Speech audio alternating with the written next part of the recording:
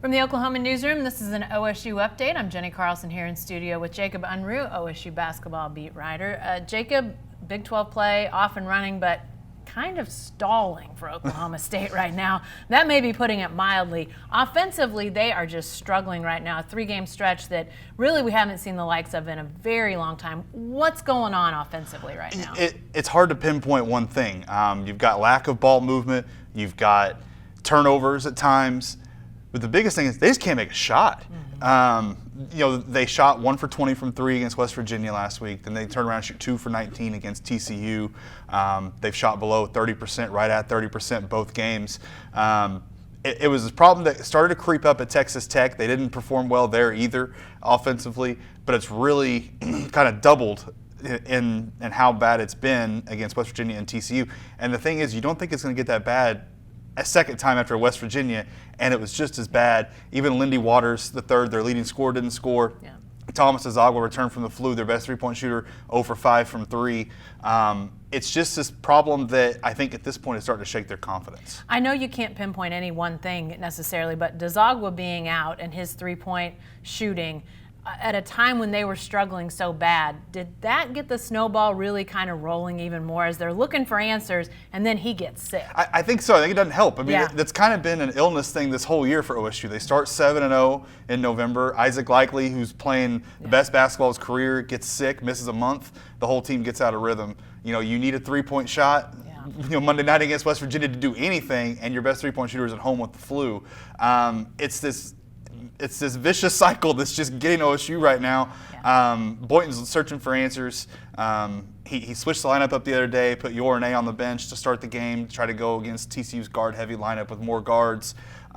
It worked early, it felt like, and then the offense still just never could find track. It seems like that, and you referenced this a couple times, in print and blogs and different things, is the confidence right now. I mean, this is a team, as you mentioned, they start 7-0. They look like a team that's really going to hit the accelerator, and now they just seem like nothing's going to go in. How does that get turned around? That's a really tough train to get turned on the track. That's a very good question. Boynton said, this is my job to figure this out. And it is. At the same time, though, these players have got to start figuring out a way to make a shot themselves.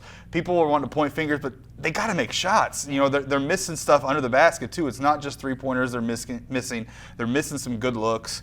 You're getting sparks every once in a while. Cam McGriff will hit something. You think, okay, they're going to make a run. They don't. Lindy Waters against West Virginia hit a 3, and you think, okay, they got one. Now more is going to follow. None ever followed again. And so there's just no rhythm to it. They keep struggling to really kind of find themselves. You don't notice the hesitancy in shots yet, but you're starting to maybe sometimes be like, maybe I don't want to take that shot, and they pass the ball.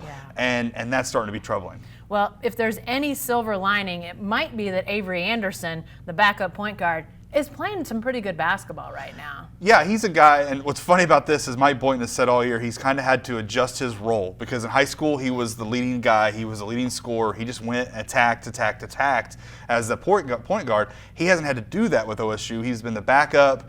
He's got Isaac Likely in front of him. He plays with Isaac Likely a lot on the floor too. His job has been to kind of facilitate and be a really good defender, which he really is. But now all of a sudden he goes from averaging 4 points a game in non-conference play to 8 points a game in conference play. He's coming off the bench. He's hitting a couple three-point. He's hit a three-pointer the other day. He's hitting jumpers, getting steals and layups. He's starting to be that spark off the bench that OSU needs. We'll see if he can do it again Wednesday night as Oklahoma State hosts Texas in Stillwater. Be sure to stay with the best coverage team anywhere at oklahoman.com and every day in the Oklahoman.